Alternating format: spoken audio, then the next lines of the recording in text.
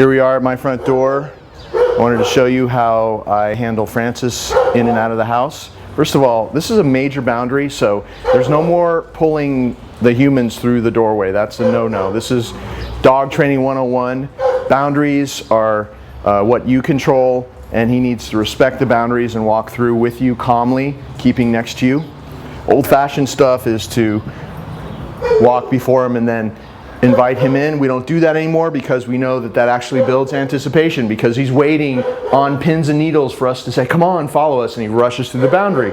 What makes this more effective is we can go in and then, good, come back when he waits, and then allow him to walk through with us calmly. That makes it it's way more difficult for the dog to do it this way instead of the old-fashioned way, but also it's just makes more sense for the dog to be walking next to you anyway.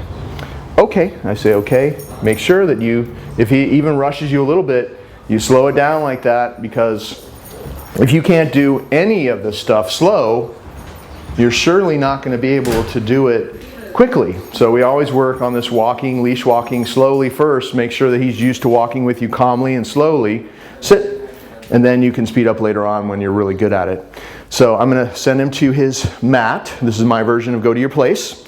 I'm going to have him sit first. He loves doing this exercise, so I'm going to have him sit and allow him to go on this mat. You always want to do it this way, exactly as you see us doing it. And he's sitting, and I'm going to pat his chest and say, go to your mat. He's going to go over there, and then he's going to lie down and say, down. And he's going to get a reward, good, because he's doing everything the first time I tell him.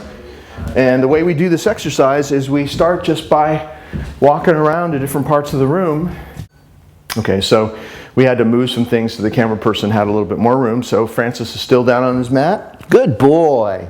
See how I'm putting the reward on the mat? Good. He takes it off the mat. He's not rushing it. He's not, taking it, forcing his way into take it out of my hands and stuff. He's calm. This is a place, it's like a doggy meditation mat. If you just do this 3 or 4 minutes or 5 minutes a day, he needs to stay calm for that period of time. Think about it, that's a 5-minute downstay. And what he does in this mat and the calmness that he develops by doing this mat exercise carries over to everything else in his life. It directly, doing this exercise every day, doing the things I'm going to show you here, directly relates to how calm he is out on the street when you're walking him. So it's all this stuff is all tied together to deal with his issues of leash aggression and being out of control and overexcited. So right now I've just been walking to different places. I'm going to sit down on the sofa. Why don't you show me?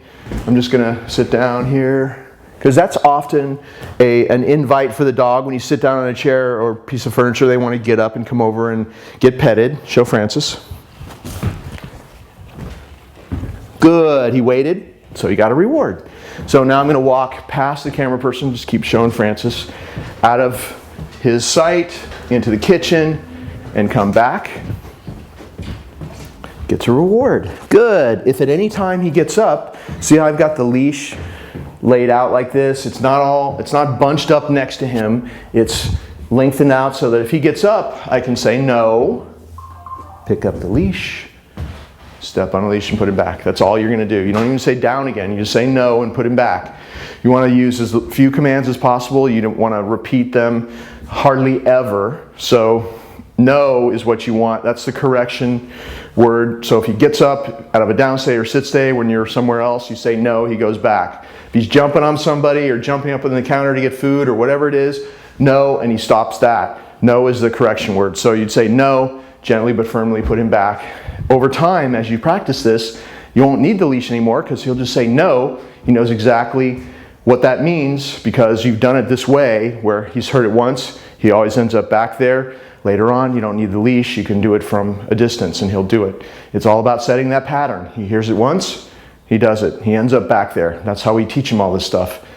Only say it once. So I'm going to start doing things that are more difficult for him to handle. First, I'm going to walk into this hallway behind him and close the door and knock on the door. Just try to create another distraction. If you're ever going to do something that you think is difficult for him to handle, it's okay to remind him down before you do it. That's okay to do. Go back here, knock on the door. Yeah. See, a lot of dogs, when you do things right behind them, good. They get spooked and get up, but he's really good with that. I'm going to leave this doorway open here. And while I go outside, I just want to show you this. Opening the door. This is a big deal for most dogs, is the front door being open, but not rushing to it. Good boy. And then, of course, somebody knocking on the door, ringing the doorbell, so we're going to do that. That might be difficult for him, so I'm going to remind him down before I do it. Very good. Good. So that was really good. Now I'm going to try one more thing just to make it a little bit more extreme. I'm going to bang on the windows too, just to create another off-the-wall distraction. Down. Ring the doorbell, knock on the door, bang on the windows. You can probably see me through the windows there. Very good. Good. Hey, big time reward. Double reward for that. They know the difference between portions, so if he does something exceptional, give him more rewards when it's something special. If he's sitting all day long, you're not going to give him big rewards for sitting. That's something he always does. But if he's doing something really exceptional, maybe he learned something for the first time, give him a big payoff so he knows it's special. Next time he's going to really want to do it. That's what we did with all these things. And then as he gets comfortable with doing whatever it is, we kind of phase out the food for that thing and save the rewards for what we're working on next. So this exercise, once he's perfect in one spot in your house, and I would recommend your main area at first, near the front door, so you can practice the knocking on the door and the ringing of the doorbells and the people coming in and out of the door like this, you know, that kind of stuff, and him staying there in a downstay. Once he's good boy in that spot, you want to move the mat around. Practice doing it in your backyard, and then he's on the mat in your backyard, and you all, or you, whoever's doing it, come inside. He's alone in your backyard. You go back. I mean, there's all kinds of many variations of ways to do this all over your house, different rooms. You can even change the position of the mat and put the mat, say, in the middle of your room with his head facing away, put him in the kitchen.